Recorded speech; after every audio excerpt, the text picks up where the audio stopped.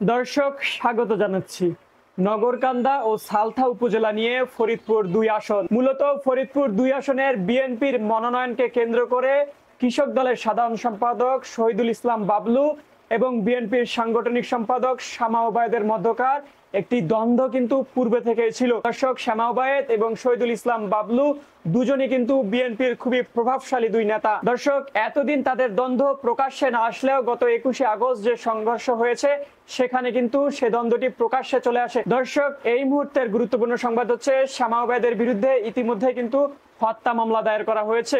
মূলত ২১শে আগস্ট যে সংঘর্ষ হয়েছে সেই সংঘর্ষে কিন্তু একজন নিহত হয়েছে। আর নিহতের স্ত্রী বাদী হয়ে কিন্তু শামা ওবায়েদকে প্রধান আসামি করে ৪০ জনের বিরুদ্ধে হত্যা মামলা দায়ের করা হয়েছে। ফরিদপুরের নগরকান্দায় কৃষক দলের কেন্দ্রীয় সাধারণ সম্পাদক শহীদুল ইসলামের সমর্থক কবির ভূঁইয়াকে কুপিয়ে হত্যার ঘটনায় বিএনপির সাংগঠনিক সম্পাদক শামা ওবায়েদ ইসলাম রিঙ্কুকে আসামি করে মামলা করা হয়েছে।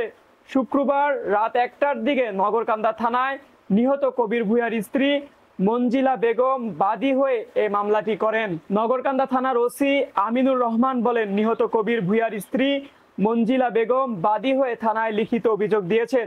অভিযোগের ভিত্তিতে শনিবার এ বিষয়ে হত্যা মামলার প্রস্তুতি চলছে। অভিযোগ সূত্রে জানা গেছে, বিএনপির কেন্দ্রীয় কমিটির সাংগঠনিক সম্পাদক শামা ওবায়েদকে প্রধান আসামি করা হয়েছে।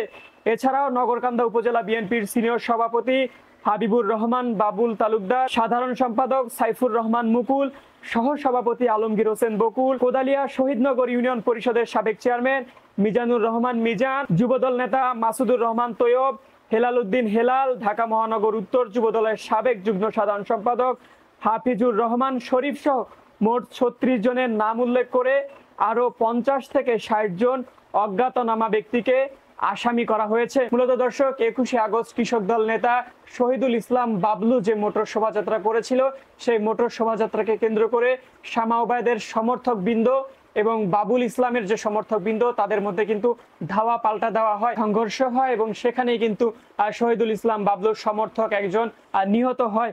মূলত শহীদুল ইসলামের মোটর শোভাযাত্রা ঢাকা থেকে ভাঙা চৌরাস্তা হয়ে নগরকান্দা উপজেলার সদর তলমার মোড় ফরিদপুর শহরে এসে শেষ হওয়ার কথা ছিল।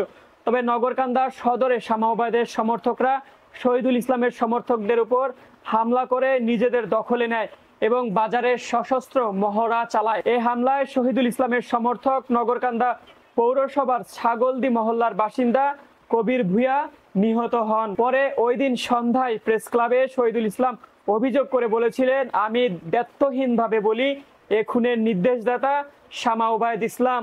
স্পষ্টভাবে আমি এ কথা বলছি, তিনি খুনের মদতদাতা, নির্দেশদাতা। এর প্রেক্ষাপটে বুধবার রাতে বিএনপির সিনিয়র যুগ্ম মহাসচিব রুহুল কবির রিজভীর স্বাক্ষরিত আলাদা ২ পত্রে বিএনপির প্রাথমিক সদস্য পদসহ শহীদুল ইসলাম এবং শামা ওবায়েদের সকল পদ স্থগিত করা হয়। মূলত দর্শক, শামা ওবায়েদ এবং শহীদুল ইসলাম বাবলুর মধ্যে বিএনপির মনোনয়নকে কেন্দ্র করে কিন্তু একটি দ্বন্দ্ব চলে আসছিল। দুজনই বিএনপির হেভিওয়েট নেতা হওয়ার কারণে দুজনই কিন্তু মনোনয়ন প্রত্যাশী। দর্শক, মূলত নিজেদের আধিপত্য বিস্তারের লক্ষ্যে শামা ওবায়েদের সমর্থকরা শহীদুল ইসলাম বাবলুর সমর্থকদের উপর অতর্কিতভাবে হামলা চালায় এবং এক পর্যায়ে বাবলুর একজন সমর্থক কিন্তু নিহত হয়। তবে দর্শক, বিএনপির পক্ষ থেকে কিন্তু ইতিমধ্যে দুজনের যে সাংগঠনিক পদ রয়েছে সাংগঠনিক পদ কিন্তু স্থগিত করা হয়েছে।